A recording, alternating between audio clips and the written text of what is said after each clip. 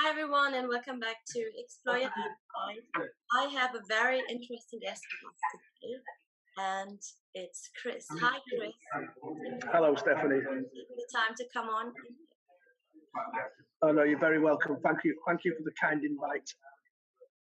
So Chris will tell you a bit about himself in just a minute, but I'll give you a quick context. So I was super keen to have a chat with Chris because he is actually one of those really important leaders on everything around remaining calm under pressure, calming stress in very intense situations. His military background allows him to, just understand what to do when we're really in like life and death situation. And the interesting bit is he brings it all into the boardroom and into business. So, Chris, can you tell us a bit more about your background and what you do now? Okay, Stephanie, yes, of course. And like I say, thank you for the kind invite, and it's great to be connected with you, with not only yourself, but also connected into your network as well. So thank you very much.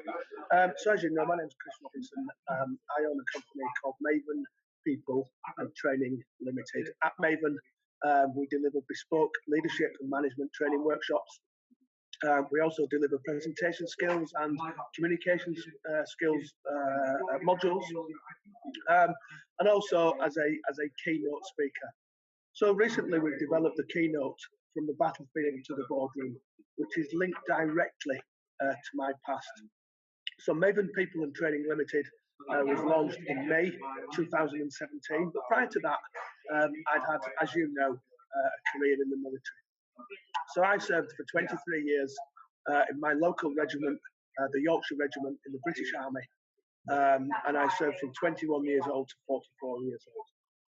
During that time, I've been kicked, punched, stabbed, shot at, blown up, set on fire, and I realised that there was a that there was a business exploitation from all of those experiences. I racked up probably more air miles than most people would do in multiple lifetimes. I visited 40 countries, and I was deployed on 10 operational tours back in the day in operational theatres close to home, such as Eastern Europe and Northern Ireland, and then more latterly in Africa, in East Africa, Somalia, West Africa, Sierra Leone, and of course the hotspots of both Iraq and Afghanistan. So it's very different surroundings, very different environments. How did you manage to adapt into every context and all these extreme situations? I think as we learn and as we develop as individuals, I've had some fantastic leaders, some leaders perhaps that have not been so good. I've also led well and sometimes led perhaps not so well as I could have done. So trying and understanding our own personal development and developing our own styles of leadership and of management and the way in which we engage with our team members. Obviously dealing with extreme adversity in the workplace is something that is extremely difficult to prepare for.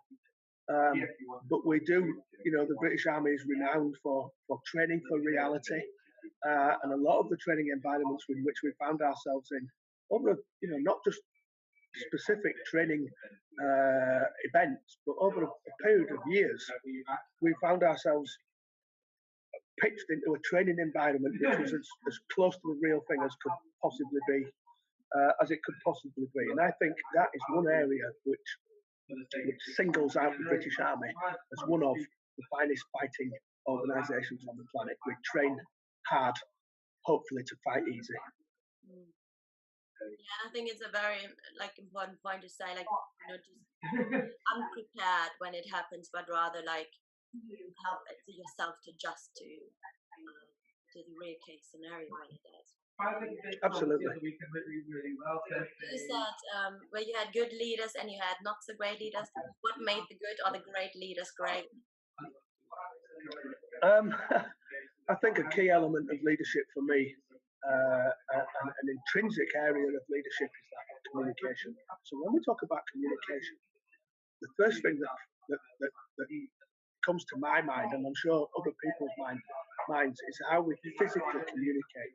So how we communicate, perhaps like we're doing now, Stephanie, or on any different platform. There are so many different platforms in the modern era of communication, whether that be email, whether it be mobile phone, landline, and all these other different platforms. One that we're using now, the Zoom, the LinkedIn, WhatsApp, all these different platforms. And that's the first thing that springs to mind for me when we talk about communication. But actually, if we look a little bit deeper into what that actually means in communication, for me, the key element of communication is listening and how we listen. Because how we listen and how we hear the message will have a direct effect on how we reply and how we engage with our team members. For example, different types of body language. If we've got, I often challenge my clients to say, listen, if you've got 20 employees or 20 teammates, do you know all the children's names? Do you know which school they go to and when their birthdays are? And if the answer perhaps is no, then I suggest that the answer should be different. It should be yes. Even if we have to mechanically introduce that information as opposed to store it with a genuine understanding of that type of information. And this will lead to how we can highlight perhaps behavioural change. I was involved in an incident in Afghanistan in 2012, which would change my approach to leadership and management forever. When two of my colleagues were killed by a rogue Afghan police officer. As you can imagine, that was an incredibly difficult day at the office.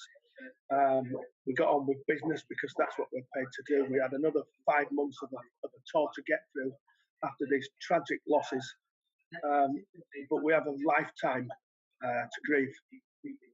At the time, we were working alongside the Afghan National Army, which I'll refer to as the ANA, and the idea post-incident was to separate us from the ANA, build our own compound, let us live in a separate area so we're not working alongside the ANA and living alongside the ANA, which is what we were doing when this terrible incident occurred.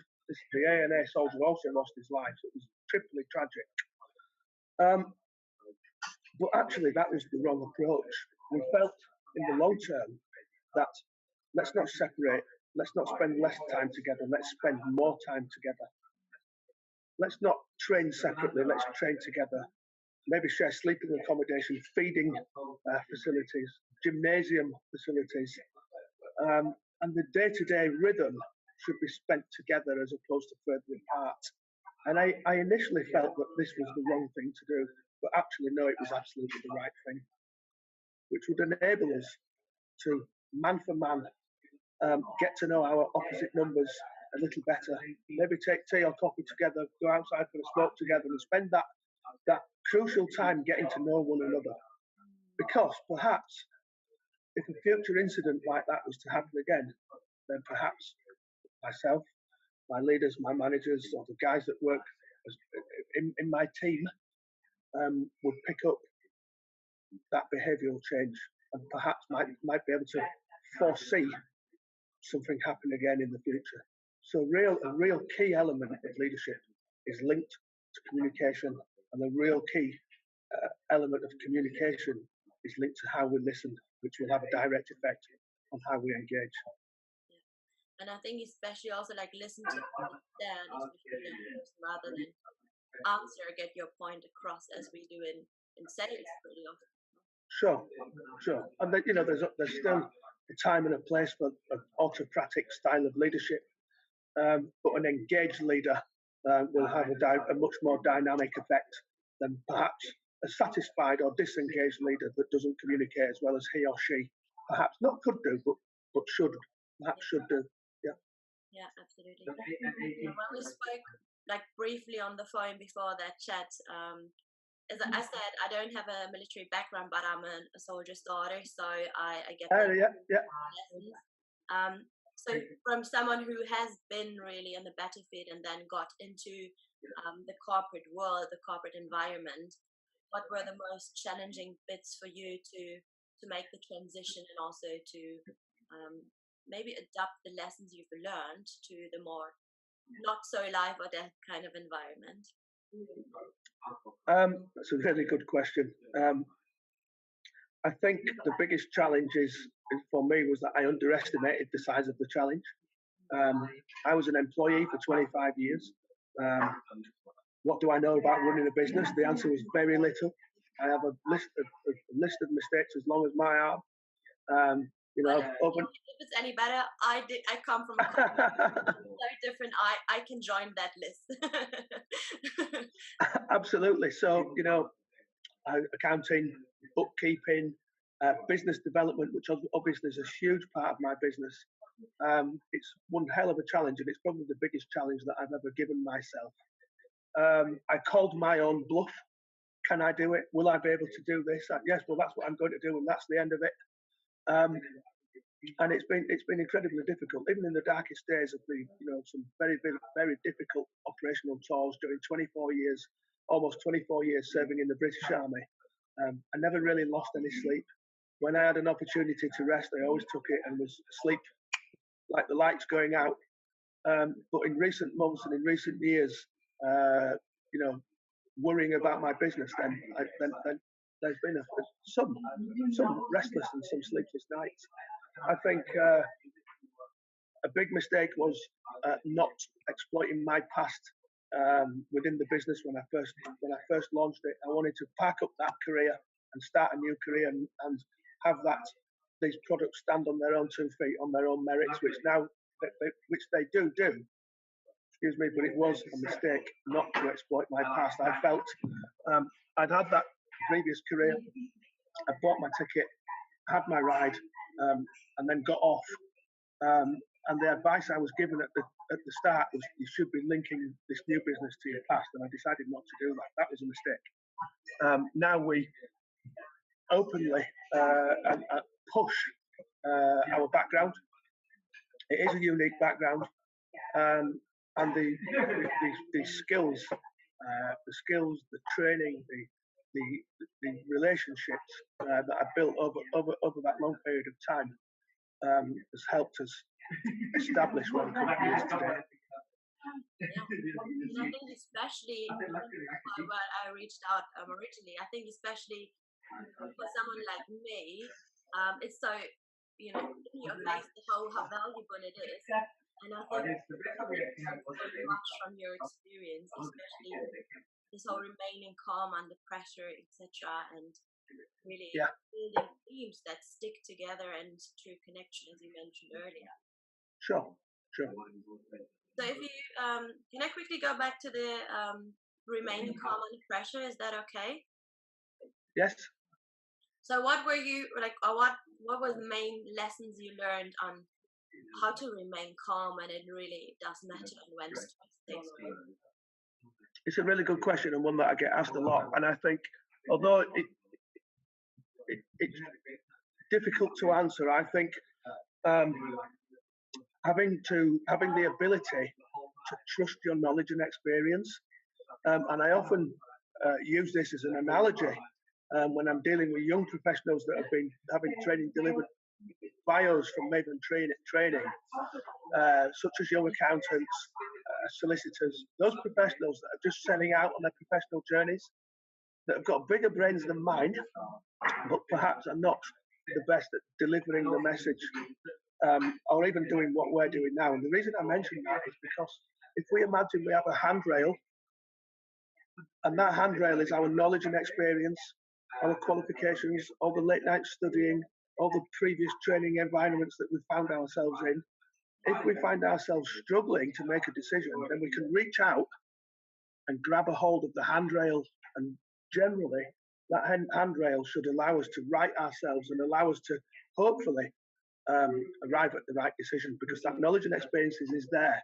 We want to empower professionals and trust our professionals and our teammates, and empower them to trust that knowledge and experience, because that's why they're there in the first place. So I found that a great release for me. When that analogy was pointed out to me, trust what you're doing. You're very, very good at what you do. Sometimes.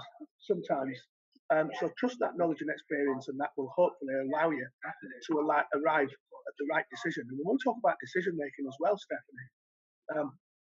it might not always allow us to arrive at the correct decision, but will certainly allow us to arrive at a decision. And having the ability to make a decision is one that is often underestimated, yet can often be the difference between success and failure. But no decision will always arrive at failure. Yeah. So if we make a decision, we are right or we are wrong. But if we don't make a decision, we're wrong straight away. So doing something is better than doing nothing. And use the analogy of the handrail. And if we're unsure, we can reach out and grab that handrail. Yeah, I love this metaphor, and I think especially like making a decision is so often a real challenge in corporates because no one wants to take on the responsibility, and especially in bigger corporations, you have like very limited room for action within. Sure. So if someone would like to reach out to you, what are the leadership development bits you could deliver for our clients in the corporate? Okay. So the leadership and development programs that we deliver are pitched primarily at what I describe as tier 1, tier 2, and tier 3 management. So this is not strategic corporate level. I've never been the head of a large corporate organization, and I'm not in a position to be able to deliver and advise on perhaps short, mid, and long-term business strategy. But what we do is target the junior decision makers that are managing on a day-to-day basis, and we can furnish them with some leadership and management skills. For example, those professionals that perhaps have had leadership thrust upon them, have inherited teams or management, or perhaps have become into management and leadership roles through their own personal successes. This is all linked to our values-based leadership. So a very simple way of implementing leadership in any organisation is that of values leadership. So firstly, we furnish the candidates or the organisations on how what actually are our values, how we arrive at these values, and how to implement the values into a successful team. One example of this that I do use is that if we imagine we've arrived at our values and we have a list of values which we want to implement within the company, if we imagine that each one of those values was a sheet of gold leaf.